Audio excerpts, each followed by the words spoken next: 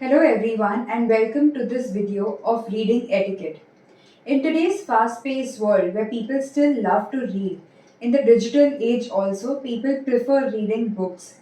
Also if not books, they still do like reading via an ebook. But did you know there is a proper way to approach reading, especially in the situations today? Let's dive right into the topic of reading etiquette. So, I have studied in a convent school, and back in school days, my teachers would always tell me to read book in such an elegant manner and the right form. Because of it being a convent school, our professors were very particular that each of us were rightly doing things and also in a very elegant manner.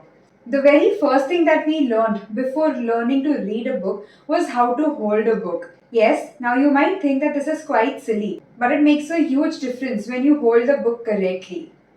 Let me show you an example here. Now I have this book. To read this book, there is a right way of holding the book too.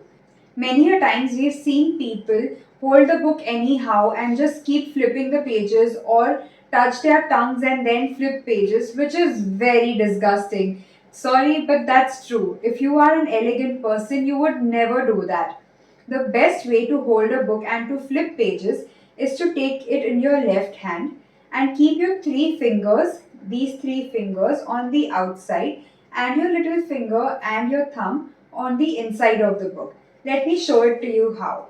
So now when I have this book open, three of my fingers come here and two of my fingers go inside. This is exactly how I'm supposed to hold this book. Now when I read, my other hand is free. So when I have to turn a page once I'm done reading, I will use this other hand and turn the page. While at the same time, my thumb moves its space to let the other page in. This might sound silly to some, but it is so crucial to be holding your book in the right manner if you wish to appear elegant and decent.